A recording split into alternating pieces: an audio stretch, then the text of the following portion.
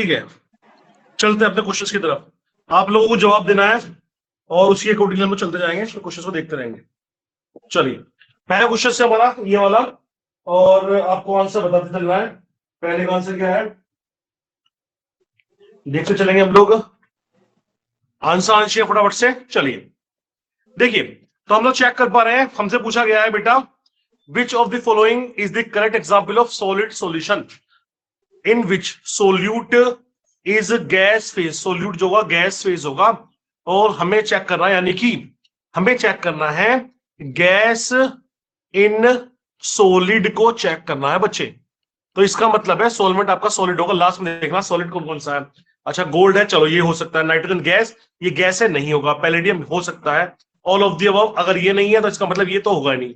तो फिर आपको चेक करना है गैस कौन है, सॉल्यूट गैस कौन है ऊपर। कॉपर, कॉपर तो सॉलिड है बेटा, तो ये वाला आंसर नहीं होगा। दूसरा वाला तो कट चुका है। हाइड्रोजन आपको देखना, हाइड्रोजन क्या है, गैस है, और जो डाला गया है हाइड्रोजन गैस को वो पैलेडियम में डाली गई है, यानी कि वो भी सॉलिड है। C is the right answer. Next question की तरफ चलते हैं, चेक करते रहना है। जवाब है आप पढ़ सकते हो, ठीक है। नेक्स्ट क्वेश्चन आपकी कंप्यूटर स्क्रीन पर ये रहा, और बताइए फटाफट से इसका आंसर क्या है। फटाफट से बेटा आंसर आना चाहिए।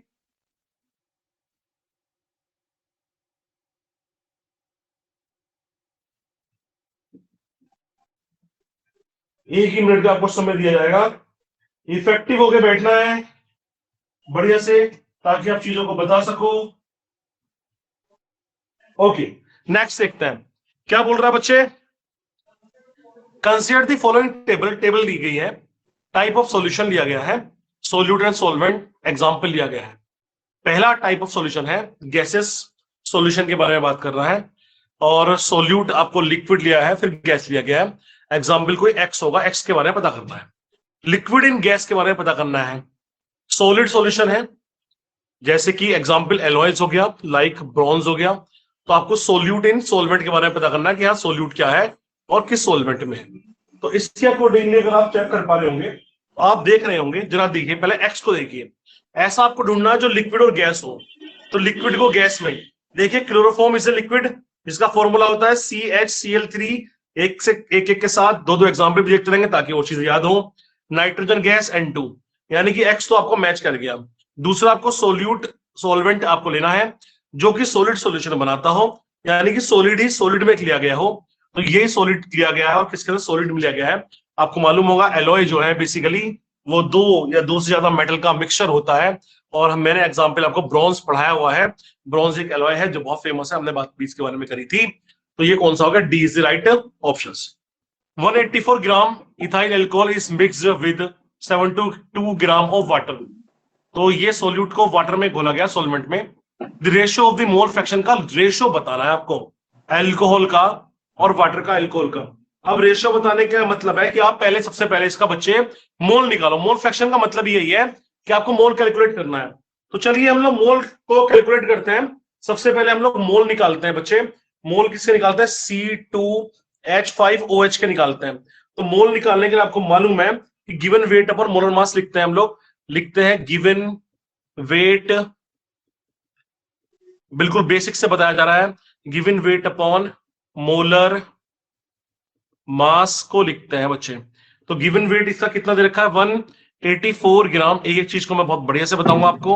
अपॉन इसका मोलर मास दे रखा है 46 ग्राम मोल इन वर्स एग्जैक्टली। तो आपने इसको कैलकुलेट किया तो आपने देखा ग्राम से ग्राम कट गया, तो आपके पास बेसिकली मोल ऊपर चला गया। तो ये आ रहा है 4 मोल आपके पास बच्चे आ गए हैं। नेक्स्ट हम लोग चेक करेंगे। अब आपको चेक करना है, मोल निकालना है। किसके मोल निकालने हैं आपको, वाटर के मोल निकालने हैं, H2O के। आपने भी मोल निकाले।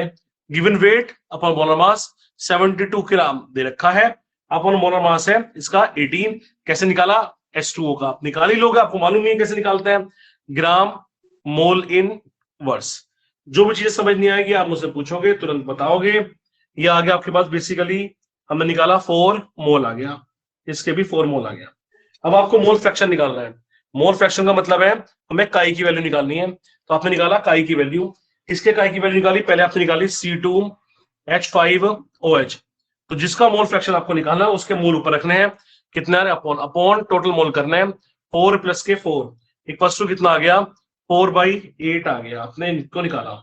ऐसे ही आपने निकाला, किसको निकाला, 4 मोल फ्रैक्शन निकाला। किसका मोल फ्रैक्शन निकाला? अब हम लोग मोल फ्रैक्शन निकालते हैं किसका, वाटर का, H2O का। तो ये भी हमारे पास इतना ही है कि मोल 4 ही आ रखे हैं, 4 प्लस के 4 कितना हो गया हमारे पास, 8 आ गया। अब आपको चेंज करना है, आपको निकालना रेशियो, निकालना है मोल फ्रैक्शन का रेशियो। तो आपने मोल फ्रैक्शन की वैल्यू C2H5OH की अपॉन कर दी रेशियो निकालने के लिए, मोल फ्रैक्शन किसका रख दिया, H2O का। ये आ गया 4/8 अपॉन 4/8। आप चेक कर लोगे तो ये आपका 1/1 आ रहा होगा, और 1:1 हो गया। इसका मतलब है D is the right answer. I hope समझ में आ गया आपका। मुझे मैसेज करेंगे पार्ट समझ में आ गया क्या, कोई चीज डाउट है क्या किसी को? 4 लीटर ऑफ 0.02 m मोलरिटी साफ दे रखी है, इतनी मोलरिटी का सॉल्यूशन है। Aqua solution of NaCl was diluted, इसको डाइल्यूट किया गया, और यानी कि 4 लीटर पहले से बना हुआ था साहब आपका, किसका बना हुआ था, 0.02 m का था कोई एक्वा सॉल्यूशन। अब इसके अंदर साहब इसको डाइल्यूट कर दिया गया, क्या डाल दिया गया, 1 लीटर वाटर को डाल दिया गया, और डाल दिया गया the molarity of the resultant solution. अब इसकी मोलरिटी क्या हो जाएगी, देखो कैसे करते हैं हम लोग, पहले इसको चेक करो। तो गिवन मोलरिटी यानी कि m जो है आपको दे रखी है बच्चे, 0.02 m दे रखी है। जो वॉल्यूम है वो आपको दे रखा है 4 लीटर दे रखा है, 4 लीटर दे रखा है। अब आप सोचिए, बहुत सिंपल सा क्वेश्चन है, कैसे क्वेश्चंस निकलेंगे। वो m पूछ रहा है, m पूछ रहा है आपको, कब पूछ रहा है कि जब वॉल्यूम आपका 1 लीटर और जोड़ दिया, यानी कि 4 पहले से 1 और हो गया, तो कितना हो गया, 5 लीटर। ये प्रैक्टिकल केमिस्ट्री का क्वेश्चन है। आप ये मान लो, देखो ये हो गया M1, ये हो गया V1, ये हो गया आपका M2, ये हो गया V2। सिंपल है यार। अब इसके अंदर क्वेश्चंस का फॉर्मूला लगाना है सिंपल, क्या, M1 V1 equals to M2 V2, यही तो करा है आपने। M1 कितना हो गया 0.02 इंटू V1 कितना हो गया 4 लीटर इक्वल्स टू M2 को कैलकुलेट करना है, और V2 कितना हो गया 5 लीटर हो गया। तो M2 निकालने के लिए 0.02 इंटू 4 अपॉन 5 आ गया, जो कि आप इसको सोल्व करोगे आपका आ रहा है 0.016 m आ रहा है, जो कि आंसर है D is the right answer. I hope समझ में आ गया होगा, सिंपल सा क्वेश्चन है, बहुत सिंपल क्वेश्चन है, प्रैक्टिकल केमिस्ट्री क्वेश्चन था। बोलो समझ में आया क्या? In a chemistry laboratory Richa took 5 gram of solute from an unknown box, को ले लिया गया उसने, 5 ग्राम को लिया गया सोल्यूट को, and prepared 0.25 m basic solution. यानी कि मोलरिटी जो है वो दे दी गई है साहब, इसने मोलरिटी देती है। तो मोलरिटी ऑफ बेसिक सॉल्यूशन की बता रहा है, लिख लेता हूं भैया, मोलरिटी दी गई है, गिवन है 0.25 m। ये बेसिक सॉल्यूशन है, बेसिक सॉल्यूशन है, ठीक है। The volume of the solution was, volume भी दे दिया गया है, इसका जो वॉल्यूम है वो है आपका 500 ml। Based on the above data which of the following is likely to be unknown substance, कौन सा अननोन सब्सटेंस होगा यूज बाय रीचा के थ्रू कौन सा सब्सटेंस यूज किया गया है। उसने कुछ अप्रोक्सीमेटली जो है एटॉमिक मास दे रखा है कैल्शियम का, Na का, CS का और ऑक्सीजन का। तो मान लेते हैं कि देखो, सबसे पहले अगर आप सोचो, आपको ये पता करना है, तो आपको अगर मोलर मास पता चल जाए, सोचो जरा, अगर हम मॉलिक्यूल पता करना है कि ये मॉलिक्यूल है, तो अगर हम मॉलिक्यूल का मॉलिक्यूलर मास पर, इसका मास पता चल जाए तो हमें पता चल जाएगा कि B है, इसका मास पता चल जाए मॉलिक्यूलर मास तो पता चल जाएगा कि A है, अगर इसका मोलर मास पता चल जाए तो पता चल जाएगा कि C है। तो बेसिकली कहने का मतलब ये है कि अगर आपको मोलर मास किसी तरह से पता चल जाए तो आप मॉलिक्यूल के बारे में पता कर सकते हो, ठीक है, बढ़िया बात है। तो मोलर मास पता करने के लिए साहब हमें क्या करना चाहिए? तो मोलर मास पता करने के लिए देखो, हम मोल का सहारा लेते हैं। तो मोल बेसिकली क्या होता है, देखो आपको मालूम है, मोल इक्वल्स टू क्या होता है कि गिवन मास अपॉन क्या होता है, मोलर मास, मोलर मास दिया गया होता है। अब गिवन मास, जो गिवन मास जितना दे रखा है, अपॉन हमें लेना है मोलर मास, उसका लेना है कि कितना मोलर मास लिया जाए। तो अब हम लोग चेक करते हैं जरा, देखो इसके मोल जो ले रखे हैं, कितने मोल ले रखे हैं। तो 5 ग्राम तो आपका पहले से कंपोनेंट है। मोल कैसे निकलेगा, मोल निकलता है आपके पास, हमने बात करी कि मास अपॉन मोलर मास से।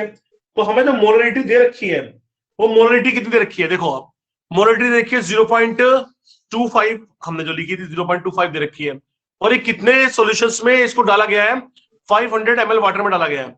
500 वाटर का मतलब है, होना किसमें चाहिए था, 1 लीटर में होना चाहिए था। तो 1 लीटर का मतलब होता है कि 500 रखा है, यानी कि अगर हम लिखें 500 ml को हम ऐसा भी लिख सकते हैं 1/2। 1/2 कैसे लिख सकते हैं कि आप देखो 1000 आपको गिवन होना चाहिए था हमारे पास, और टोटली हमें कितना गिवन है, 500 गिवन है। तो हमने इसको काट दिया क्योंकि 500 गिवन है, लेकिन मोलरिटी जो कहलाती है वो कहलाती है, मोलरिटी बेसिकली कहलाती है इन 1 litre of A solution, 1 litre के सॉल्यूशन में कहलाती है। तो 5 से हमने काटा तो कितना आ गया हमारे पास, 1/2 आ गया, यानी कि 1/2 दे रखा है, और टोटली मोलरिटी कितनी रखी है, 0.25। तो हम इस मोल को बराबर रख दें, मोलरिटी के बराबर रख दें, क्योंकि मोल हम लोग मोलरिटी के बराबर रख सकते हैं, तो हमने लग दिया मोलरिटी के बराबर इसको रख दिया। अब मास जो है गिवन वो कितना है, 5 ग्राम, अपॉन मोलर मास कितना है, ये मोलर मास को निकालना है, मान लिया कि एक्स है, इक्वल्स टू मोलरिटी कितनी रखी है, 0.25 दे रखी है साहब, और कितने सॉल्यूशन में दे रखी है, मोलरिटी कितने सॉल्यूशन दे रखी है, हमने बात करी 1/2 में दे रखी है, तो इंटू 1/2। तो हमने एक्स की वैल्यू निकालनी है, तो एक्स की वैल्यू निकालने के लिए हम लोग क्या करेंगे, देखो 5/x, तो ये बेसिकली आ गया 0.25/2 आ गया, यानी कि हम लोग एक्स की वैल्यू निकाल सकते हैं। तो एक्स को मैंने ऊपर ले गया, तो बेसिकली ये जो मॉलिक्यूल्स है ये भी चेंज हो जाएंगे, और ये वैल्यू आप कैलकुलेट कर रहे होंगे तो आपको वैल्यू कैलकुलेट करके आ रही होगी 40 ग्राम मोल इनवर्स। अब ये 40 ग्राम मोल इनवर्स को मैच करना पड़ेगा हमें ऑप्शन के अकॉर्डिंगली, जैसे कि एन का कितना होता है 23 दे रखा है, प्लस ऑक्सीजन का कितना होता है, ऑक्सीजन का हमारे पास एटॉमिक मास होता है दे रखा है 16, प्लस हाइड्रोजन कितना 1, तो आप इसको जोड़ो देखो 40, तो ऑप्शन कौन सा सही हो गया, इसका ऑप्शन सही हो गया NaOH। फिर से देखते हैं कैसे है, आधे बच्चों को समझ में आया होगा, देखो नहीं समझ में आया होगा। 89 मोलरिटी गिवन है साहब, मोलल एंड मोलरिटी, अच्छा ये मोलल है, एक है मोलरिटी और एक है मोलरिटी। तो मोलरिटी जो है वो साहब गिवन है 3.89, और मोलरिटी गिवन है 5.33। Which of these would be correct for the molarity and molarity of the same glycerine solutions के लिए। दोनों का टेम्परेचर दे रखा है 450 केल्विन पे दे रखा है। अब देखो इसका हम लोग बात करें, अगर हम लोग बात करें, देखो कंसेप्ट क्या लगेगा इसका, पहले कंसेप्ट को जरा चेक करो आप, आपको मालूम होना चाहिए एज, जैसे कि टेम्परेचर को अगर हम लोग इंक्रीज करते हैं, तो एज टेम्परेचर इंक्रीजेस जो मोलरिटी है, यानी कि एम मोलरिटी हमेशा क्या होती है, डिक्रीज होती है। याद रखना टेम्परेचर के इंक्रीज करने पर आपकी जो मोलरिटी है साहब वो डिक्रीज होती है। अब क्यों डिक्रीज होती है ये भी सुन लो, because due to the increase in volume, तो वॉल्यूम जो है वो बेसिकली इंक्रीज होने के कारण ये जो है और कोई भी यहाँ पे जो वॉल्यूम इंक्रीज होने के, क्योंकि वॉल्यूम टेम्परेचर इंक्रीज कर रहे हो, वॉल्यूम जो है वो उसका इंक्रीज होता जाएगा, इसकी वजह से टेम्परेचर इंक्रीज करने पर हमेशा मोलरिटी आपकी डिक्रीज होगी। लेकिन टेम्परेचर इंक्रीज करने पर मोलालिटी पर कोई भी इफेक्ट नहीं पड़ता। मैंने आपको बताया हुआ this is temperature independent quantity, ये इंडिपेंडेंट होती है कंसंट्रेशन की टर्म्स। तो पहले टेम्परेचर 293 था जिस पर इतना दिखा रहा था, अब टेम्परेचर को बढ़ा दिया गया 450, तो किस पर बदलाव आएगा, मोलरिटी पर बदलाव आएगा, ना कि मोलालिटी पर। तो मोलालिटी तो साहब उतनी की उतनी ही रहेगी, कोई भी अंतर होगा ही नहीं मोलरिटी पर, लेकिन जो मोलरिटी है वो क्या हो जाएगी आपकी, डिक्रीज हो जाएगी। तो मोलरिटी डिक्रीज कितने से डिक्रीज हो जाएगी, जो आपको दे रखी थी 5.33 से डिक्रीज करनी है। तो देखो इसमें तो इसने मोलालिटी को डिक्रीज कर दिया, ये ऑप्शन तो आपका कट गया, ठीक है। अब ये दो ऑप्शन हो सकते हैं, इसमें इंक्रीज कर दिया यानी कि ये ऑप्शन भी कट गया, इसमें बराबर कर दिया नहीं, ये भी ऑप्शन कट गया। तो मोलारिटी जो है वो डिक्रीज होती है टेम्परेचर पर, तो देखो ये डिक्रीज हो रही है, और मोलालिटी पर कोई भी इफेक्ट नहीं पड़ता, इसलिए जो आंसर है बच्चे वो कौन सा है, A is the right answer है। आपको समझ में आ गया होगा आई होप। क्वेश्चन नंबर 7 का आंसर देख लेते हैं हम लोग, और कंसेप्ट भी देख लेते हैं 7 का कंसेप्ट क्या है हमारे पास। बेसिकली देखिए, a beaker contains A solution of substance A. Precipitation of substance A take place when a small amount of A is added to the solution. तो जब सॉल्यूशन को डाला जाता है तो वो प्रेसिपिटेट हो जाता है। तो ये सॉल्यूशन कौन सा है, देखो मैंने आपको बताया हुआ था कंसेप्ट के बेसिस पर, सैचुरेटेड वो सॉल्यूशन कहलाता है जिसके अंदर no more solute can be dissolve, यानी कि और ज्यादा सोल्यूट डिसॉल्व नहीं हो सकते। अनसैचुरेटेड वो कहलाता है जिसके अंदर सोल्यूट डिसॉल्व हो सकता है। सुपर सैचुरेटेड वो कहलाता है जिसके अंदर बेसिकली प्रेसिपिटेशन आ रहे हो, और वो हीट करने पर फिर दोबारा से सैचुरेटेड से अनसैचुरेटेड की तरफ चला जाता है। मैंने आपको जलेबी वाला एग्जाम्पल भी दिया था बढ़िया से। तो प्रेसिपिटेशन जब भी ऐसा आ रहा हो तो आपको ध्यान रखना है कि हमेशा सुपर सैचुरेट होगा, तो B is the right answer. 8 का देख, pressure does not have any significant effect on solubility of solid in liquid. Solid को लिक्विड में डालते हैं तो प्रेशर कोई इफेक्ट नहीं डालता। मैंने कई बार इसके बारे में बताया हुआ है बढ़िया से, आपको मैंने बताया हुआ है। क्यों नहीं करा? क्योंकि जो सॉलिड है वो हाईली इनकंप्रेसिबल है, उसको दबाया नहीं जा सकता। तो D is the right option.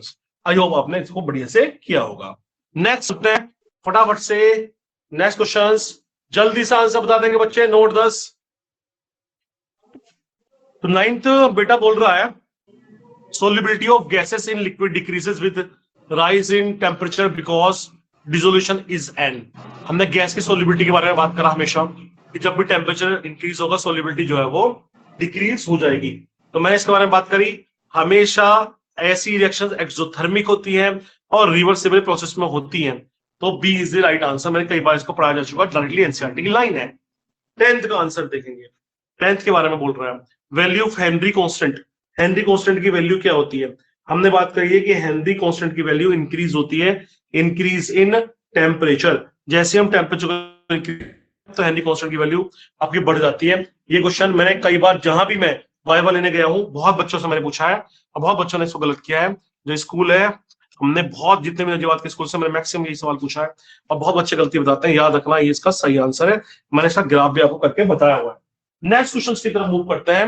हमारा टारगेट है 10 से 15 क्वेश्चन का डेली की डेली ये डोज दी जाएगी।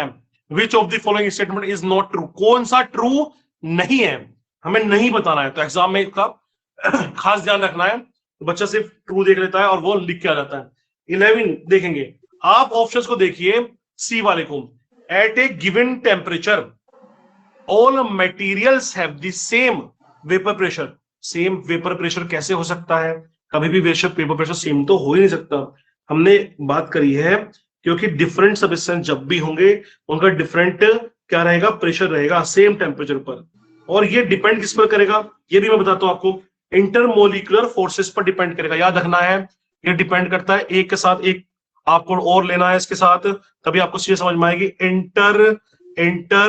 इंटरमोलिक्यूलर फोर्सेस पर पूछ लिया गया आपसे तो फोर्सेस पर डिपेंड करता है।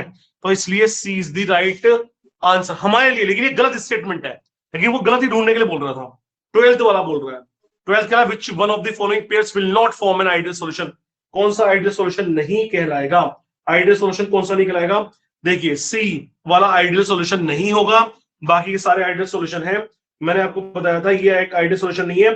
ये कौन सा डेविएशन शो करता है? आपको याद होना चाहिए बच्चे, पॉजिटिव डेविएशन। साथ साथ चलते रहना, एक के साथ एक फ्री और दूंगा मैं क्वेश्चंस का आंसर। ये है पॉजिटिव डेविएशन का आंसर है, पॉजिटिव डेविएशन का आंसर है बच्चे। ये पॉजिटिव डेविएशन दिखाता ना कि आइडियल सॉल्यूशंस दिखाता है। चलिए नेक्स्ट चलेंगे फटाफट से। आई होप आप स्क्रीनशॉट लेते जा रहे होंगे और क्वेश्चंस को चेक करते जा रहे होंगे। फटाफट से आंसर दे दीजिए मुझे, फटाफट से जल्दी से आंसर दे दीजिए 13 और 14 का।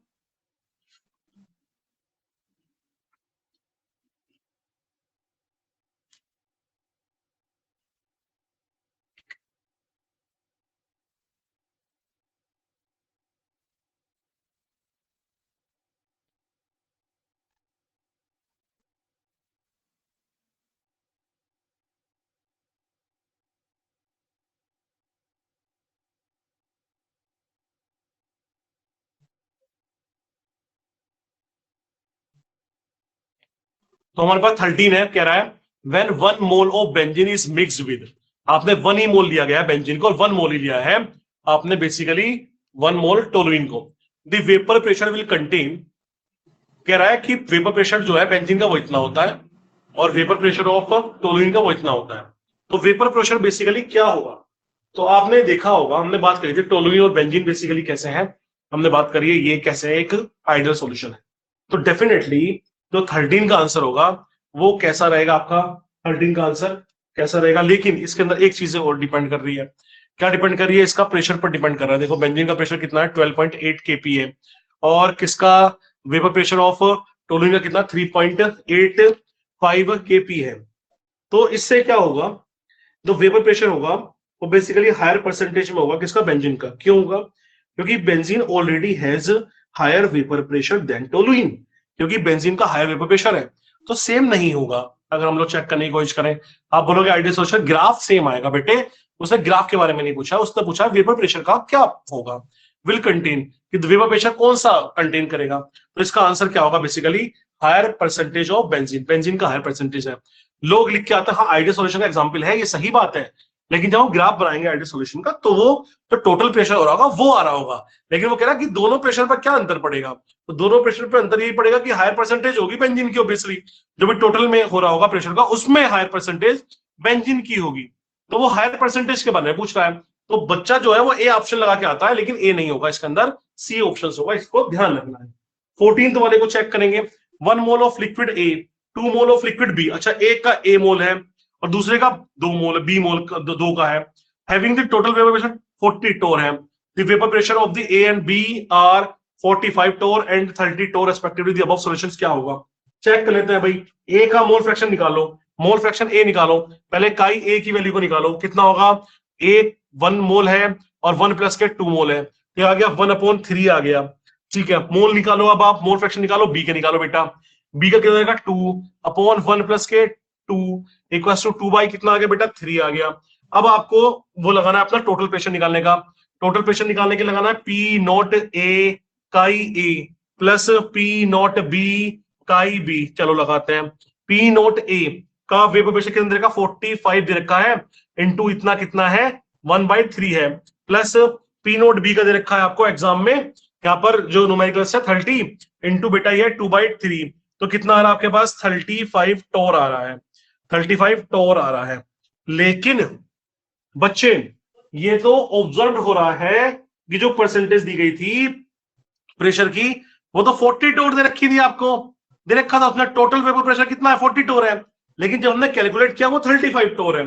तो इसका मतलब ये है it is not a ideal solution, यानी कि वैल्यू सेम नहीं आ रही, यानी कि वो आइडियल सॉल्यूशन नहीं है। और इस कैलकुलेशन से ये पता चलता है कि लेस आया है हमारा, इसका मतलब है क्या शो कर रहा होगा, ये शो कर रहा होगा निगेटिव डेविएशन। अगर ज्यादा आता तो पॉजिटिव डेविएशन शो करता।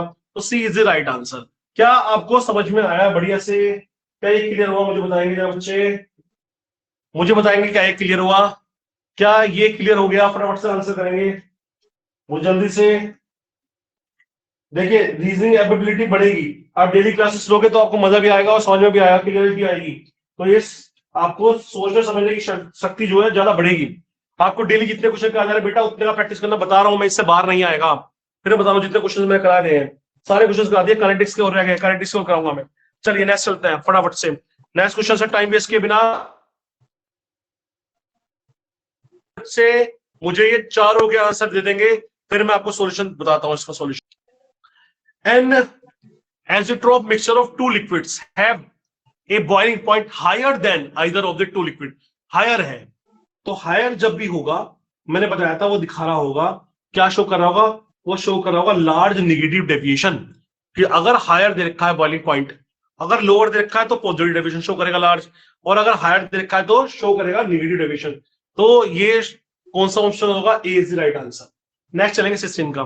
Which of the following azeotropic mixture has the boiling point more than the boiling point of its constituents molecules? मैंने एग्जांपल में लिखा हुआ है आपको, आपका इसका आंसर होगा बेसिकली CH3 और एसीटोन, CH3CO CH3, ये आपका पॉजिटिव डेविएशन को शो करता है, मैंने आपको लिखा हुआ है कॉपी में। नेक्स्ट चेक करेंगे 17 वाला। 17 वाला पूछ रहा है इफ मोलरिटी, बोल रहा है if molarity of A dilute solution is doubled, molarity को डबल कर दिया जाए, the value of the molar elevation constant यानी कि kb की वैल्यू क्या हो जाएगी, kb की वैल्यू पर क्या इफेक्ट पड़ेगा। तो kb की वैल्यू पर क्या इफेक्ट पड़ेगा भैया, अनचेंज होगी। kb कैसे चेंज हो सकता है, मोलरिटी जो आप कर रहे हो वो तो अनचेंज है, kb तो एक कांस्टेंट है, वो कैसे चेंज हो सकता है। मैक्सिमम बच्चा जो डबल लिख के आता है, बी ऑप्शन लिख के आता है। ये आया हुआ क्वेश्चन है 2023 का, जब बहुत बच्चे लिख के आए थे उस साल भी। नेक्स्ट चेक करेंगे 18 वाला क्वेश्चन। 18 वाला क्वेश्चन बेटा लगाना पड़ेगा इसको बढ़िया से, चलिए लगाने की कोशिश करते हैं, सोल्व करते हैं 18 क्वेश्चंस को। तो ये बेटा इसके अंदर क्या क्या दिया गया है, वॉल्यूम दिया गया बच्चे, कितना है 1 लीटर का वॉल्यूम दिया गया है, और टीएफ की वैल्यू दे रखी है बच्चे। टीएफ की वैल्यू कितनी है, देखो इधर रखिए आपको 14 डिग्री सेल्सियस माइनस की। तो मैं इसका फॉर्मूला लगा देता हूं 273, बेटा टीएफ नोट हो गया, माइनस के टीएफ हो गया, तो मेरे पास डेट दे रखा है ना, will freeze at -14 degree Celsius. तो बेटा ये माइनस का 14 मैंने कर दिया, तो इक्वल टू ये जो वैल्यू आ रही है वो आ रही है मेरे पास 259 केल्विन आएगी। ठीक है, तो डेल्टा टीएफ मैं निकाल लेता हूं। तो डेल्टा टीएफ जो है वो मेरे पास आ रहा होगा, delta TF equals to 273 minus K दे रखा है इसने 273 माइनस,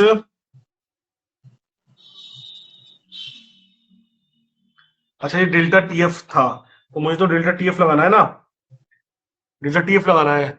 तो 0 डिग्री सेल्सियस रख देता हूँ मैं, डिग्री भाई ठीक है, चलो चेंज करता है इसको। हाँ मैं इसको 0 डिग्री सेल्सियस में लगा दूंगा फिर इसको। ठीक है, तो मैं इसको ये क्या करूं, मैं डेल्टा टीएफ निकालता हूँ सीधा। चलिए फिर से देखते हैं। देखो वॉल्यूम दे रखा है इस क्वेश्चन में 1 लीटर, मुझे निकालना डेल्टा टीएफ। तो डेल्टा टीएफ में निकालता हूं, मेरे पास हो गया 0 डिग्री सेल्सियस माइनस के, यानी कि टीएफ नॉट माइनस के टीएफ, ये दे रखा माइनस के 14। तो बेटा ये आ गया आपका 14 डिग्री सेल्सियस आ गया, किसकी वैल्यू आ गई, डेल्टा टीएफ की वैल्यू आ गई। अब मैं क्वेश्चन को लगाता हूं, मेरे पास क्या दे रखा है, ठीक है, how much ethyl alcohol, how much यानी कि डब्ल्यू बी की वैल्यू पूछ रहा है, कितनी आनी चाहिए। तो हम लोग बाकी सबकी वैल्यू तो इसने दे रखी है, और वैल्यू का मतलब है डब्ल्यू बी दे रखा, मोलर मास दे रखा है, के एफ की वैल्यू दे रखी है, तो बाकी चीजें तो हम लोग निकाल सकते हैं। चलिए रखने की कोशिश करते हैं। Delta T F equals to हमारे पास हो गया K F into W B into 1000 upon M B into W A. ये कितने में है, 1 लीटर में है, 1 लीटर को 1000 ही मान लेंगे ना, 1000 ग्राम मान लेंगे। ठीक है, यहाँ पर लीटर नहीं दे रखा, तो ये हो गया 14 इक्वल्स टू के एफ दे रखा है कितना है बेटा 1.86 इंटू डब्ल्यू बी को निकालना है, इंटू आ गया 1000, और साहब एम बी इथाइल अल्कोहल का मोलर मास आप निकालना पड़ेगा आपको। इथाइल अल्कोहल का मोलर मास आपको निकालना पड़ेगा, कितना आ रहा होगा देखो निकालो, C2H5OH दे रखा था क्या पीछे क्वेश्चन में, मैंने दे भी रखा शायद। C2H5OH का मोलर मास निकालो आप, कितना आ रहा है मोलर मास। मोलर मास निकाल के आप यहाँ रख दोगे, दिखाया था आपको, ये आ गया, इसका मोलर मास आ गया 46 ग्राम मोल इनवर्स। डब्ल्यू बी की वैल्यू निकालोगे तो डब्ल्यू बी की वैल्यू आ रही होगी 7.5, आप इसको चेक कर लोगे, ऐसा कुछ आ रही होगी आपकी वैल्यूज। तो A is the right answer, A का हो गया, A is the right answer. Check कर लेंगे इसको। ठीक है, अगर 1 ग्राम में आ रही होगी वैल्यू डायरेक्टली मोल में कन्वर्ट करना होगा, देखो मोल में कन्वर्ट करना है तो आप मोलर मास से डिवाइड करोगे तब आएगा मोल में।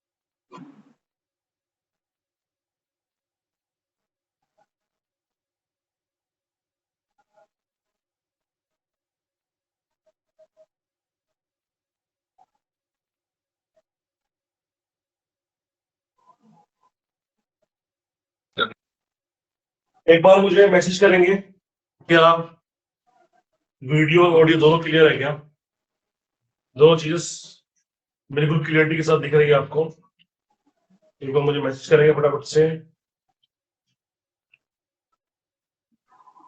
ओके, कल मुझे बताएंगे क्वेश्चंस, कौन सा क्वेश्चन हमने लास्ट किया था, नंबर बताएंगे क्वेश्चंस का, कौन से नंबर तक हम पहुंचे थे।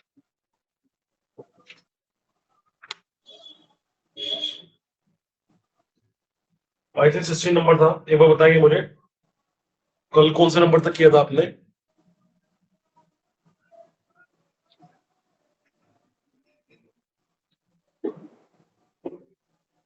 18 नंबर तक किया था, चलिए 18 से आगे हम लोग चलेंगे, 18 नंबर तक क्लियर कर दिया था हमने, उसके बाद हम लोग आगे की तरफ चलेंगे। ठीक है, जवाब देना है, एक्टिव रहना है, और आपको तुरंत जवाब देना है इस चीज का। जो भी क्वेश्चन पूछे आएंगे।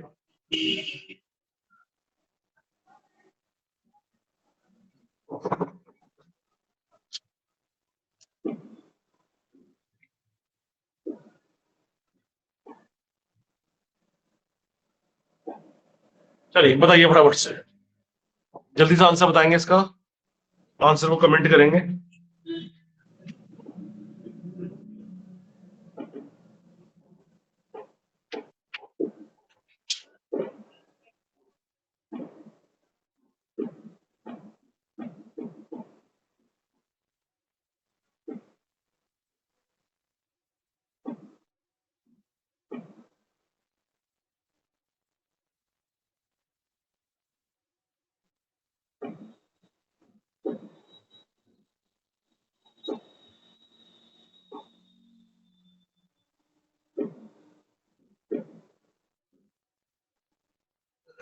आंसर कीजिए फटाफट से। चलिए मैं बता रही डी आंसर।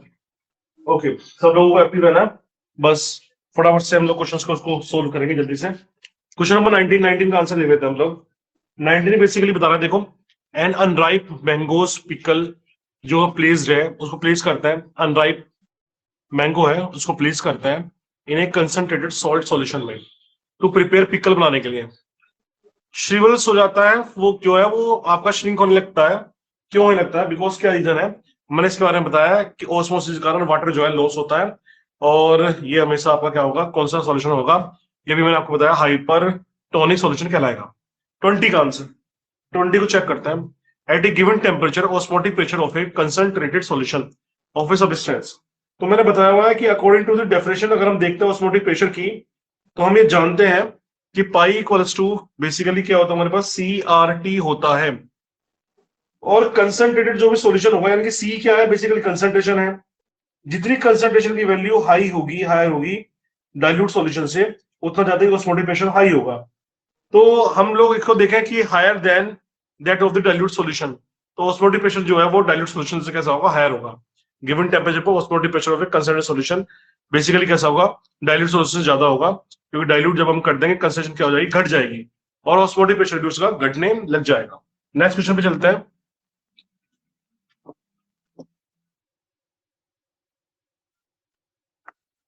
जल्दी से बताएंगे इसका आंसर।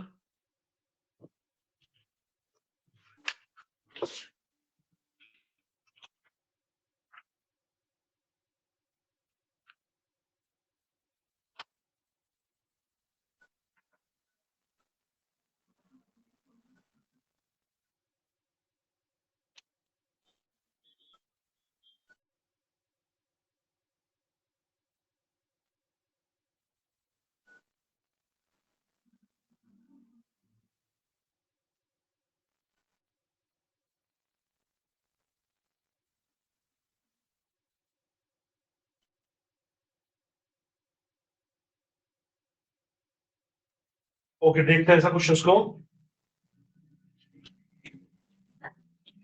क्वेश्चन नंबर 21, 21 का आंसर को देखते हैं। इन case of association abnormal molar mass of A solute will be, इसका क्या होगा, बेसिकली हमने बात करी है, इंक्रीज होगा। एबनॉर्मल मोलर मास जो होता है एसोसिएशन के केस में क्या होगा, बेसिकली इंक्रीज होगा।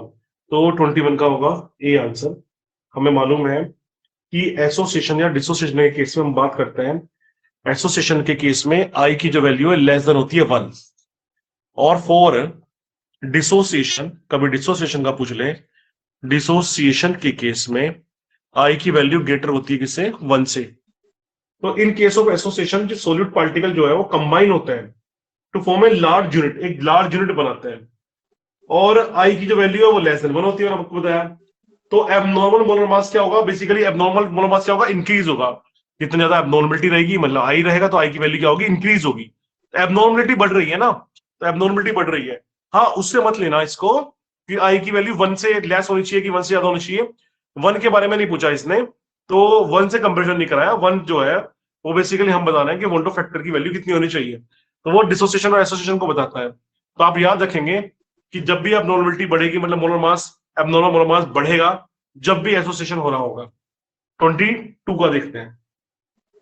22 के बारे में कह रहा है, as we have 3 aqueous solution, NaCl labeled as A, B, C with A की concentration 0.1 m, फिर है 0.01 m and then 0.001 m respectively. The value of Wonto factor for this solution will be, इन सबके Wonto factor की value क्या होगी? तो 22 का answer जो है वो होगा बेटा सी आंसर होगा. क्यों? वोंटो फैक्टर की वैल्यू ए की, बी की, सी की बराबर होगी. But it doesn't depend on the molarity, it depend on the value of the I. And for I in NaCl, when you will break down, it will break Na plus and Cl minus. This is the 1 plus के 1, that is mean I is equals to the 2. तो A के लिए भी 2 है, B के लिए भी 2 है और C के लिए भी 2 है. ऑब्वियसली वोंटो फैक्टर जो है बेटा वो सबके लिए सेम ही रहने वाला है. आई होप आपको ये बात समझ में आ गई होगी बढ़िया से. ठीक है, नेक्स्ट क्वेश्चन की तरफ मूव करते हैं.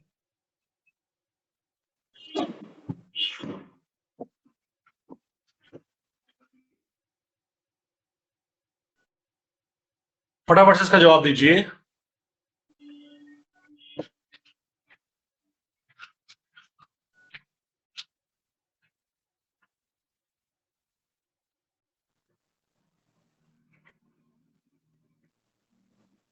जल्दी से जवाब दीजिए, ऐसा कितना है?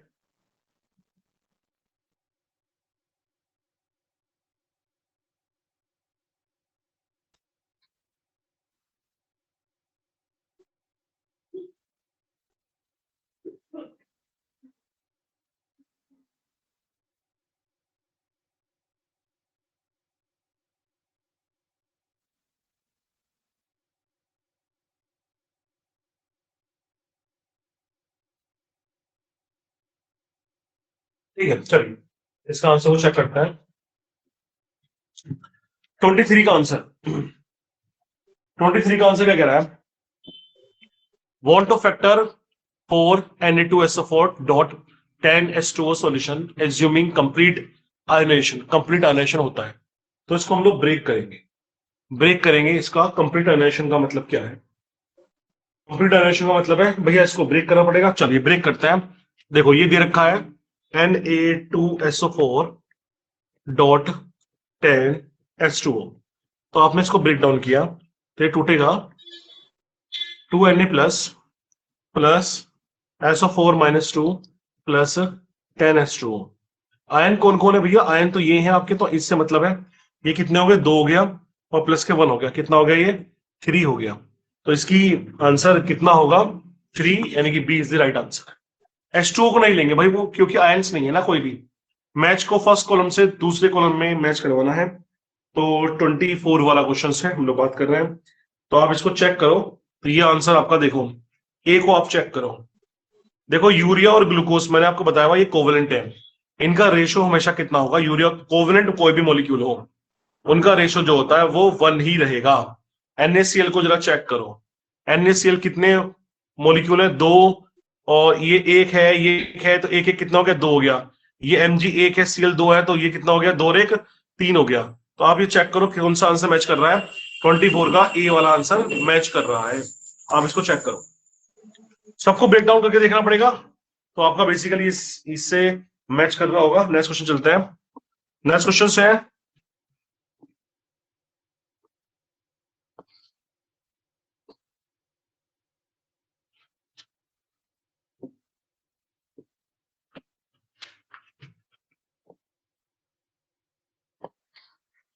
चलिए 25 वाला क्वेश्चन ये रहा.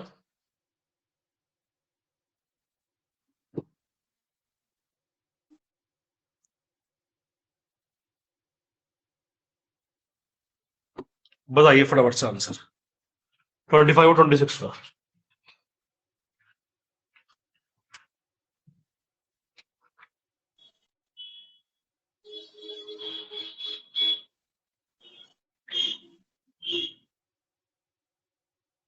स्क्रीनशॉट साथ साथ लेते चलेंगे. क्वेश्चंस का इन्हीं क्वेश्चंस की प्रैक्टिस करनी है. यही बहुत इंपॉर्टेंट क्वेश्चंस हैं.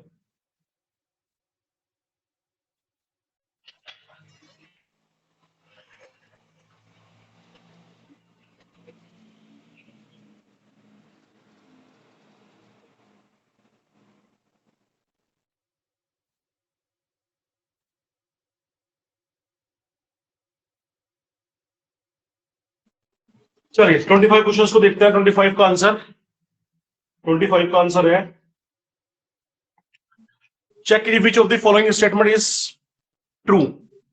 ट्रू कौन सा स्टेटमेंट है? The freezing point of 0.1 m KCl is higher than that of 0.1 m C2H5OH। The freezing point, second statement दे रखा है, the freezing point of 4% aqueous solution of X having molecular weight as m is equals to the freezing point of 12% aqueous solution of Y having molecular weight 3m, assuming that I की want of factory value देखिए 1 for both X और Y दोनों के लिए। तीसरा statement है, the boiling point of pure water at sea level is greater than that at mountain Everest। सबसे पहले आप जरा चेक करिए, जब हम बात करते हैं 25 क्वेश्चंस की, तो हमें दो चीजें देखने के लिए मिलती हैं। कंसेप्ट क्या है? कंसेप्ट जरा बुलाते हैं। देखिए फ्रीजिंग पॉइंट के बारे में पूछा है, वो डायरेक्टली प्रोपोर्शनल होता है किसके? वांट ऑफ फैक्टर के। More the number of ions होंगे, more will be delta TF होगा, और लेसर होगा फ्रीजिंग पॉइंट, यानी कि फ्रीजिंग पॉइंट जो होगा उसका उतना ही लेसर होगा। तो जैसे डेल्टा TF की वैल्यू बढ़ेगी, वैसे ही फ्रीजिंग पॉइंट जो होगा वो लेस होगा। लेस होगा फ्रीजिंग पॉइंट, TF की वैल्यू लेस होगी। तो मिनिमम फ्रीजिंग पॉइंट का मतलब है मोर नंबर ऑफ आयंस, यानी कि जितने नंबर ऑफ आयंस होंगे, यानी कि आप कंसेप्ट ये बनाओ, ग्रेटर नंबर ऑफ आयंस, जिसके पास जितने ज्यादा आयंस होंगे उसका मिनिमम होगा। क्या मिनिमम होगा? कंसेप्ट आया ये, मिनिमम होगा। क्या होगा? मिनिमम फ्रीजिंग पॉइंट मिनिमम होगा। तो हम लोग बात करते हैं जरा पहला स्टेटमेंट देखो, KCl के बारे में बात करें। KCl में I की जो वैल्यू है, K प्लस में टूटा Cl माइनस में, तो I की वैल्यू कितनी है इसके लिए? 2 है। दूसरा आप चेक करो, C2H5OH, इसके बारे में मैंने बताया था ये कोवेलेंट है, तो इसमें I की वैल्यू हमेशा कितनी रहती है? 1 रहती है। इसका मतलब ये कि freezing point of 0.1 m KCl का तो क्या होगा? विल बी लेस होगा। लेस होगा किससे? यानी किससे लेस होगा? इससे लेस होगा, यानी कि लेस होगा। ये नंबर ऑफ आयन जितने ज्यादा होंगे उतना फ्रीजिंग पॉइंट लेस होगा। ठीक है, तो पहला स्टेटमेंट तो यानी गलत हो गया। ये कह रहा था फ्रीजिंग पॉइंट इसका हायर है और इसका लोअर है। यार ये स्टेटमेंट तो गलत निकल के, ऐसा तो है नहीं, इसका तो अपोजिट है। और क्यों है? मैंने कंसेप्ट को समझाया आपको। नेक्स्ट वो बात कर रहा है सेकंड वाले स्टेटमेंट के बारे में। तो सेकंड स्टेटमेंट के बारे में बात करो। यह सेकंड स्टेटमेंट को समझने के लिए फिर से हम लोग थोड़ा समझते हैं, आगे की तरफ जरा एक्सप्लेनेशन को देखते हैं इसकी थोड़ी सी। तो सेकंड स्टेटमेंट के लिए हम लोग बात करते हैं। फोर्थ सेकंड स्टेटमेंट के लिए उसने बोला फ्रीजिंग पॉइंट के बारे में बात करी। किसके बारे में बात करी? उसने एक्स के बारे में बात करी, जो कि हमें कंपेरिजन कराना है डेल्टा TF की वैल्यू किसके साथ? वाई के साथ में साफ कंपेरिजन कराना है। तो अगर हम लोग बात करें तो ये डेल्टा TF का मतलब हो गया KF इंटू क्या हो गया? M की वैल्यू दे रखी थी इसने, कितनी थी? MX, जो कि बराबर हो रहा है KF इंटू इसके बराबर हो रहा है MY के बराबर हो रहा है। अब हम यानी कि MX की वैल्यू जो मोलरिटी है किसके बराबर होगी? Y के बराबर हो गया, Y के बराबर हो गया। तो अब हम लोग इसके बारे में जरा करने की कोशिश करें, बात करें कैसे। M को मोलरिटी को खोल लो आप, WB आपको मालूम है इंटू 1000 अपॉन MB इंटू बेटा ये हो गया W A के बारे में बात हो गई हमारे पास, W A के बारे में बात हो गई इक्वल्स टू, ये भी सेम है WB into 1000 upon MB into WA। Value put कर लेंगे। देखो वैल्यू दे रखी है साफ साफ, आपके मैंने बता रखा है 4% का है, ये 12% का है। तो 4 और 12 का मतलब है ये 4 ग्राम है भाई, इसको तो 4 ग्राम ले लेंगे। और ये कितना हो गया? 12 का मतलब है 12 ग्राम हो गया। मैंने बताया आपको कि परसेंटेज को ग्राम में चेंज करते हैं। मोलर मास भी दे रखा है उसने, एज्यूम करने के लिए बोला हुआ है। तो हम लोग चलते हैं। तो मोलर मास तो हमें एक्चुअली हमें कंपेरिजन करना है। तो WB की वैल्यू पहले में होगी 4 इंटू 1000, तो क्लियर ही है कितने में घुला हुआ है। MB तो भैया हमें पता करना है, इसी का तो कंपेरिजन करना है। इंटू WA की वैल्यू कितनी दे रखी है? देखो दे रखी होगी WA की, कितने में डाला हुआ है इसको? फ्रीजिंग पॉइंट कितने हैं? परसेंटेज है, तो परसेंटेज में दे नहीं रखा इसमें, तो इसका मतलब परसेंटेज कितना होता है? परसेंटेज होता है 100 का। तो यानी कि बेसिकली WA की वैल्यू कितनी होगी? 100 होगी। चलिए भाई, ये हो गया 12 इंटू हो गया 1000 हो गया साहब ये आपका, अपॉन साहब MB को कंपेरिजन करना ही है, इंटू ये भी 100 हो गया। तो साहब 100 से 100 तो ये उड़ गया, ये साहब इससे ये उड़ गया। तो साहब यहां पर ये हो गया 4 अपॉन ये आ गया MB आ गया, किसका आ गया? पहले वाले का आ गया MB, और मैं 1 कर लेता हूं यहां पर, और ये बराबर हो गया 12 अपॉन ये हो गया MB हो गया, लेकिन ये 2 वाले का हो गया। तो अब आप ये क्या देख पा रहे हो, 4 वन जा 4, 4 3 जा 12। तो आप क्या देख रहे हो कि M1 को मैं इधर ले जाता हूं MB के बराबर, तो ये हो गया M2B, यानी कि दूसरे वाले का जो मोलर मास है वो कितने गुना हो गया, 3M1B के बराबर हो गया, पहले वाले के मास का 3 गुना हो गया। अच्छा, यानी कि M जो है मोलर मास जो X का है, देन 3M विल बी किसका होगा, मोलर मास ऑफ Y का होगा। तो ये किसका दे रखा था आपको, M1 किसका दे रखा था, X का दे रखा था, ये किसका दे रखा, Y का दे रखा था। तो अब आप इसको चेक करो जरा, ये वैल्यू सही आ रही है क्या। वो कह रहा था कि 3 गुना होगी, हाँ भैया ये 3 गुना तो आ गई यार, 3M बोल रहा ना, 3M है, पहले वाला कितना है 1 है, तो देखो हाँ 3 तो आ रही है, ये बात तो देना की स्टेटमेंट तो सही है। तो यानी कि ये स्टेटमेंट, सेकंड स्टेटमेंट तो सही है भैया आपका। तो अब हम लोग जरा चेक करें थर्ड वाले स्टेटमेंट को। थर्ड स्टेटमेंट कह रहा है कि जो बॉइलिंग पॉइंट है, बेसिकली बात कर रहा है ये बॉइलिंग पॉइंट के बारे में, कि बॉइलिंग पॉइंट ऑफ, बड़ा बड़ा अच्छा क्वेश्चन है ये, तो इसको थोड़ा देखना पड़ेगा आपको एक दो बार और, मेरे सोल्व करने के बाद भी, तब आपको चीजें समझ में आएगी, क्लियरिफाई होंगी। तो बॉइलिंग पॉइंट है प्योर वाटर का at sea level is greater than the amount of, हाँ भाई हामिद बोलो, हाँ बोलो।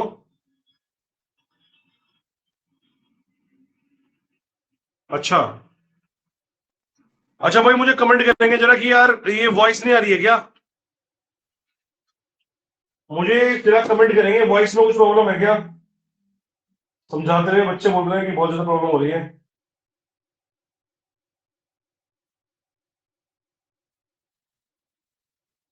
अच्छा, सही है ना, बाकी बच्चे मुझे बोलेंगे जरा, सही है। फिर जिस बच्चे ने मुझे कॉल किया उसका बेटा नेटवर्क इश्यू होगा, वो जरा नेटवर्क इश्यू को जरा चेक कर ले। तो बाकी तो देखो सबका मैसेज आ रहा है कि हाँ ठीक है, कोई अगर इश्यू होगी तो मुझे बताना है, ठीक है। मैं क्लासेस को बीच में एक बार चेक कर लूंगा। चलिए, तो थर्ड पॉइंट को देख लेते हैं भाई, थर्ड पॉइंट का क्या है। अगर हायर प्रेशर होगा तो हायर क्या होगा आपका, बॉइलिंग पॉइंट होगा किसी वाटर का, और लो प्रेशर पर जो बॉइलिंग पॉइंट है वो लोअर हो जाएगा। क्या बोल रहा मैंने बोला है, देखो जरा कंसेप्ट क्या है इसका।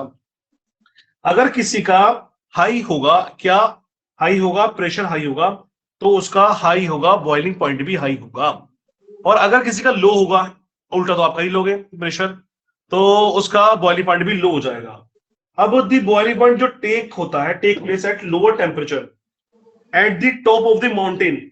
जो माउंटेन पर बेसिकली हम बात क्या कर रहे हैं, कि आपने, मैंने बात भी कर बताया था आपको, कि जैसे जैसे समुद्र में आप जाते हो, मैंने आपको बताया, देखो ये ग्राउंड लेवल है, आप देखो ये हेनरी लो से है क्वेश्चंस, तो हम ग्राउंड लेवल पे खड़े हैं भैया, ये है आपका ग्राउंड लेवल जहां पे आप खड़े हैं, इससे ऊपर है माउंटेन, इससे नीचे सी है।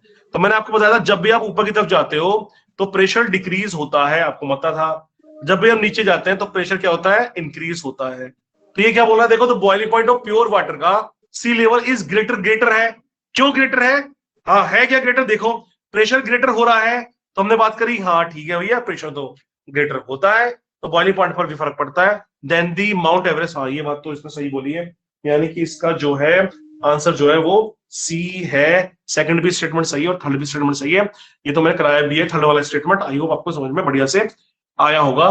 तो आपको स्क्रीनशॉट लेना पड़ेगा एक बार इसका, और एक बार सेकंड वाले स्टेटमेंट ये जो मैंने सोल्व किया, एक बार सोल्व करके देखोगे तो आपको बहुत बढ़िया से क्लियरिटी आएगी।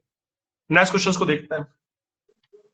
If Wonto factor of the aqueous solution of x, y, z का दे रखा है 1.9, 0.9, 2.6, then which of the following relation, ये तो आप बहुत आराम से बता दोगे। 26 का हमारे पास है बी, देखो सबसे कम जेड का है, जेड का क्यों है, क्योंकि इसका वोंटो फैक्टर ये दे रखा है, इसका जितना ज्यादा वोंटो फैक्टर किसी एक्वस सॉल्यूशन दे रखा है, हमें रिलेशन बताना है, करंट रिलेशन क्या है, तो इसका बताना है, वोंटो फैक्टर एक्वस सॉल्यूशन का इतना दे रखा है, सॉल्यूशन का एक्स, वाई और जेड का, then which of the following relation is correct. तो फ्रीजिंग पॉइंट जो है बेसिकली सबसे डाउन किसका हो जाएगा, इसका भाई ज्यादा है, और वैसे इसका वॉन्ट फैक्टर ज्यादा होगा, फ्रीजिंग पॉइंट ज्यादा डाउन जाएगा, जेड का होगा, फिर जेड से ज्यादा किसका होगा, आपका एक्स का होगा, फिर किसका होगा, वाई का होगा। तो फ्रीजिंग पॉइंट सबसे डाउन इसका चला गया, सबसे हाई इसका चला गया, फ्रीजिंग पॉइंट उतना ही लोअर हो जाएगा ना, तो इसलिए B is the right answer. मैंने आपको बताया था कि जैसे जैसे कोलिगेटिव यानी वोल्ट फैक्टर बढ़ेगा उसकी कोलिगेटिव प्रॉपर्टी वैसी हो जाएगी, अगर बॉइलिंग पॉइंट है तो और ज्यादा हायर चला जाएगा, और अगर फ्रीजिंग पॉइंट है तो और ज्यादा लोअर चला जाएगा। आई होप आपको ये चीजें बहुत बढ़िया समझ में आई होगी। नेक्स्ट क्वेश्चन की तरफ मूव करते हैं, चलिए फटाफट से अपने टारगेट की तरफ चलते हैं। ठीक है, जवाब दे रहे हैं, ऐसा ऐसा रीजन है, फटाफट से ये स्क्रीनशॉट लेके रख लेना भाई, बार बार ऑप्शन मत देख पूछना मुझसे कि ये वाले ऑप्शंस का क्या होगा, ये पहला कौन सा ऑप्शन था, ए कौन सा था, बी कौन सा, सी कौन सा था, ऐसा नहीं पूछना मुझसे बार बार। तो आप इसको एक बार स्क्रीनशॉट लेके रख लेंगे और इसके जवाब आने चाहिए, तभी हम चेक करेंगे कितना सही हो पा रहे हैं हमारे। लगातार इसके ऑप्शंस आने चाहिए। जवाब दीजिए फटाफट से।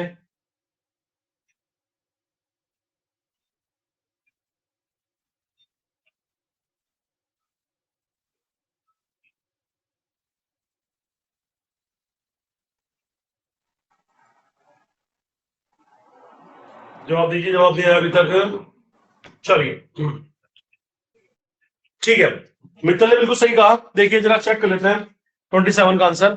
कह रहा one molar mass solution has always higher concentration than one molar. Molar और मोलर में डिफरेंस कर रहा है, ये बात बिल्कुल सही है।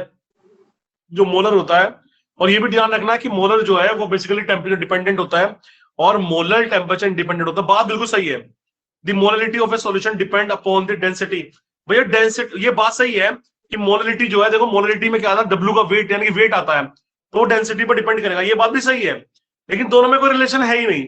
यार मोलरिटी के बारे में कुछ बात करता, वो टेम्परेचर डिपेंडेंट की बात करता, या वो बात करता बेसिकली इस बारे में कि हाँ वो कितने मोल जो है कितने ग्राम के बराबर है, या कितना लिक्विड का जो वॉल्यूम है यानी कि एमएल है वो कितने ग्राम के बराबर है, ऐसा कुछ बात करता तो मोलर और मोलर के बीच में समझ में आता। दोनों ऑप्शन सही तो हैं लेकिन एग्जैक्टली करेक्ट एक्सप्लेनेशन नहीं बताते, इसलिए B is the right answer. Next चलेंगे।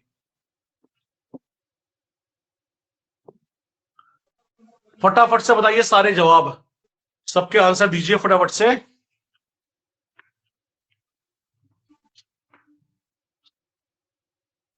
जल्दी से मुझे आंसर भेजिए भैया, आंसर भेजना है, एक्टिव बन के रहना है आपको।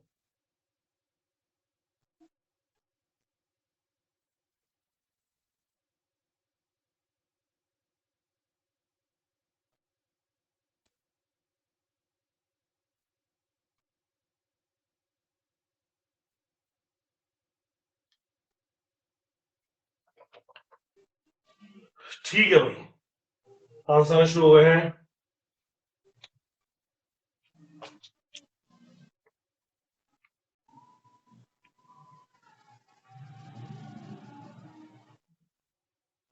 ठीक है, क्वेश्चन नंबर के साथ बोलना है। 28, 29, 30, 31 सबको बताओ। आप अपने आप से अंदाजा लगाओगे तभी तो पता चलेगा। आप अगर मुझे आंसर ही नहीं बताओगे तो पता नहीं चलेगा।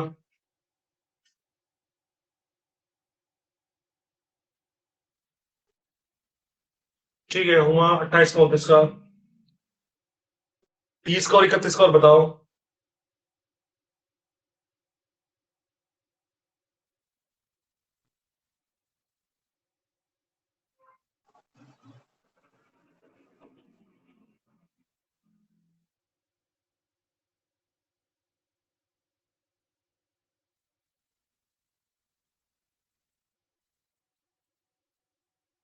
ठीक है, सबके आंसर आ गए, 31 तक आ गया। अब मैं आंसर आपको बताता हूं, जरा चेक करेंगे एक बार, चेक करेंगे। देखिए 28, 28 का कह रहा है aquatic species are more comfortable in cold water. कई बार बात कर चुके हैं, बिल्कुल सही बात है। ऑक्सीजन की प्रेजेंस की वजह से सोल्युबिलिटी है, हेनरी ने बताया था। Different gases have different KH value at the same temperature, ये भी बात सही है।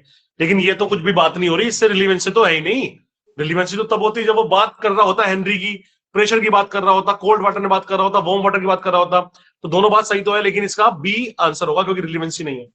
29, 29 बोल रहा है ethanol and acetone so positive deviation, बिल्कुल सही बात है। Pure ethanol molecule exhibit hydrogen bond and add acetone hydrogen bond between ethanol और मॉलिक्यूल ब्रेक्स, हाँ मिलने के बाद ब्रेक हो जाते हैं। ये डायरेक्टली एनसीईआरटी की लाइन है और दोनों ही करेक्ट एक्सप्लेनेशन दे रहा है क्योंकि ये एक्सप्लेनेशन लिखी हुई है एनसीईआरटी की। तो A is the right answer. Okay, next चलते हैं 30 वाला। 30 वाला चेक करते हैं। Chloroform and acetone mixture. देखो ये एग्जांपल जो है ना भैया, याद रखना, मैं आपको बता रहा हूँ, रिक्वेस्ट है मेरी, क्योंकि यही आपके जो एग्जाम्पल है यही बार बार आते हैं बोर्ड में। इथेनॉल एसीटोन कौन सा डेविएशन शो करता है, पॉजिटिव। याद रखना क्लोरोफॉर्म और एसीटोन मिक्सचर कौन सा डेविएशन शो करता है, नेगेटिव डेविएशन। ये बात बिल्कुल सही है। और क्लोरोफॉर्म एंड एसीटोन ए और बी टाइप इंटरमोलिकुलर इंटरेक्शन दिखाता है, वीकर होता है, बिल्कुल सही बात है। एक्सप्लेनेशन भी बिल्कुल सही है, A is the right answer. 31 का चेक करेंगे, 31 का। Nitric acid and water form maximum boiling point azeotrope, सही बात है। हमने बात करी थी एज़ोट्रॉफ्स दो टाइप के होते हैं, मिनिमम बॉइलिंग एज़ोट्रॉफ्स और मैक्सिमम बॉइलिंग एज़ोट्रॉफ्स। और मैक्सिमम बॉइलिंग एज़ोट्रॉफ्स का एग्जांपल है, साफ साफ एनसीईआरटी में लिखा हुआ है, कह रहा है azeotropes are binary mixture having the same composition in the liquid and vapour. की बात सही है, लेकिन ये तो जो डेफिनेशन है ये तो एज़ोट्रॉफ की डेफिनेशन है, ये क्यों हुआ, नाइट्रिक एसिड और वाटर क्यों लिया गया, ये रिलेवेंसी नहीं है, इसलिए इसका आंसर होगा B is the right answer. बढ़िया, आई होप सही हुआ होगा, चेक कर लेंगे एक बार। चलिए फिर चलेंगे नेक्स्ट, फटाफट से बताइए मुझे, सबके आंसर दीजिए जल्दी से एकदम, पांचों के आंसर दीजिए जल्दी से।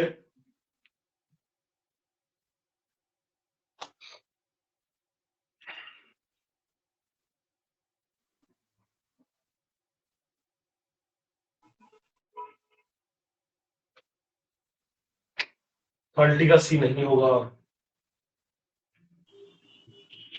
गलत नहीं है, वो सही है स्टेटमेंट।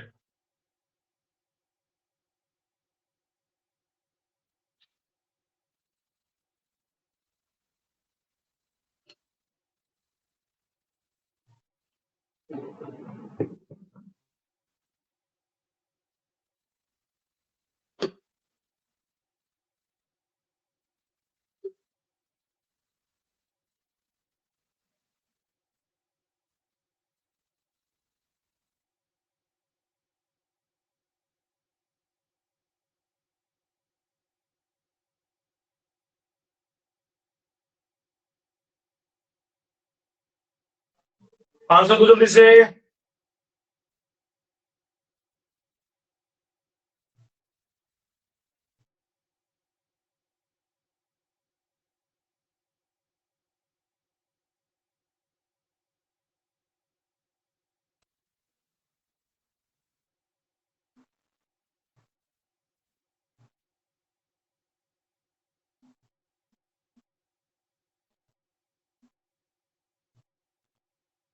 ठीक है,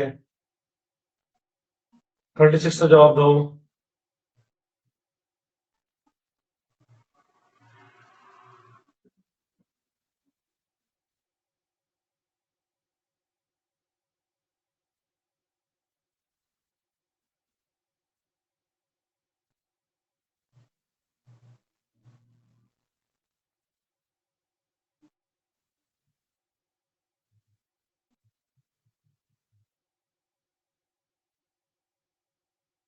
ठीक है, जवाब आगे सवाल देखते हैं, आंसर्स बताते हैं आपको, जब चेक करो कुछ चीजों में गड़बड़। देखो एसएसआर रीजन में ही सबसे ज्यादा गड़बड़ होती है, और अगर आप एसएसआर रीजन को टैकल करना सीख जाएंगे कोई प्रॉब्लम नहीं होगी। और ये खबर आपको मिल गई होगी कि इस बार की जो बोर्ड की कॉपियां हैं वो आपका कंप्यूटर से चेक होंगी, यानी कि एआई के अंदर डाटा फीड किया गया है। कोई भी गुंजाइश नहीं है, मतलब एक आध नंबर जो बढ़ जाता था वो किसी भी कीमत पर बढ़ेगा नहीं। कोई भी बच्चा, जो नंबर जितने आ रहे हैं, सपोज जिसके नंबर 20 भी आ रहे हैं तो 20 वाला भी पास नहीं होगा, इस बार बहुत बच्चे फेल होंगे। तो और बहुत बच्चों के नंबर बहुत आसानी से 90 प्लस नहीं जाएंगे, बहुत मुश्किल से 90 प्लस जाएंगे, क्योंकि कंप्यूटर से अगर चेक करेगा तो एक एक चीजों को बारीकी से चेक करेगा, बहुत बारीकी से बताएगा, जो एनसीईआरटी की लाइन है वही लाइन बेसिकली वो चेक करेगा, नहीं तो नंबर काट देगा। तो इसलिए जो है बहुत ही समझदारी के साथ पढ़ना है और सवाल का जवाब हमें देना है, नहीं तो 90 प्लस बनना इस बार बहुत भारी पड़ जाएगा। 32 को चेक करते हैं, देखिए the vapour pressure of 0.1 m sugar solution is less than that of 0.1 m। नहीं, ऐसा नहीं है। क्यों नहीं है? शुगर का फॉर्मूला होता है C12H22H22O11, जिसका वोल्टो फैक्टर की वैल्यू है 1, जो कि इक्विवेलेंट है। और KCl कैसा है? KCl कैसा है? K प्लस के Cl माइनस के, यानी कि 1 प्लस के 1, जिसके वोल्टो फैक्टर की वैल्यू है 2। और ये होता है RLBP, जिसका वोल्टो फैक्टर जितना ज्यादा उसकी रिलेटिव लोवरिंग उतनी ज्यादा। बेटा समझो इस बात को, रिलेटिव लोवरिंग है उतनी ज्यादा होगी, फ्रीजिंग पॉइंट डिप्रेशन उतना ज्यादा होगा, बॉइलिंग पॉइंट हायर एलिवेशन है उतना ज्यादा होगा, ऑस्मो डिप्रेशन उतना ज्यादा बढ़ेगा। समझो इस बात को। तो ये रिवर्स लिख दिया भाई इसने, गलत लिख दिया इसने, तो एक गलती है मेरे बेटे इसमें, ये सही नहीं है। ये lowering of vapour pressure directly proportional to the number of the species present in the solution, बिल्कुल सही बात है ये। तो इसका आंसर कौन सा होगा? D is the right answer होगा, डी होगा इसके अंदर। किसने सही जवाब नहीं दिया? नेक्स्ट क्वेश्चन पे चलते हैं। 33 को देखते हैं हम लोग। 33 का बोल रहा है कि when NaCl is added to the water, a depression in freezing point is also सही बात है, होगा। The lowering of vapor pressure of the solution cause depression in freezing point, सही बात है, ये भी बिल्कुल सही एग्जैक्टली एक्सप्लेनेशन दे रहा है। तो A is the right answer. Next चलते हैं 34 का पूछ रहा है cryoscopic constant depends on the nature of the solvent. Solvent पर, हाँ सही बात है। क्रायोस्कोपिक कांस्टेंट यूनिवर्सल, यूनिवर्सल नहीं है भैया, चेंज होता रहता है। आपका बेसिकली डिपेंड करेगा टाइप ऑफ, नेचर पर डिपेंड करेगा, टाइप ऑफ सॉल्वेंट क्या है इस पर डिपेंड करेगा। ए सही है, आर गलत है, तो बेसिकली इसका आंसर होगा C is the right answer. C is the right answer. 35 चलते हैं। 35 का दे रखा है बेसिकली, कह रहा है osmotic pressure is a colligative property, सही बात है। Osmotic pressure is proportional to the molality, molality से कोई संबंध है ही नहीं, कंसंट्रेशन से संबंध है। पाई इक्वल्स टू CRT होता है, तो RT पर डिपेंड करता है, अगर डायरेक्टली प्रोपोर्शन करता है। ए सही है, आर गलत है, यानी कि इसका भी सी इज द राइट आंसर। ठीक है, नेक्स्ट चेक करते हैं 36। थोड़ा सोचा करो ना इसके बारे में, बहुत बच्चों को गलती हो जाता है ये। NaCl in water an organic acid in benzene show abnormal monomer, सही दिखाएगा।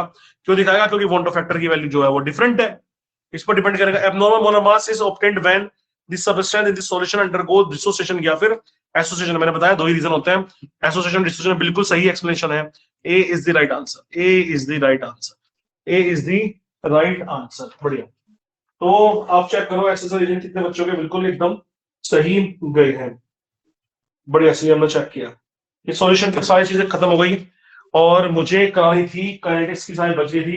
इलेक्ट्रोकेमिस्ट्री तो मैं करा दिया, तो मुझे कराना है आपको काइनेटिक्स। तो कल मैं काइनेटिक्स से क्वेश्चन को फिल करूंगा, फिर मुझे और वो डेली क्लास होगी। हाँ, आज की क्लास इतनी है।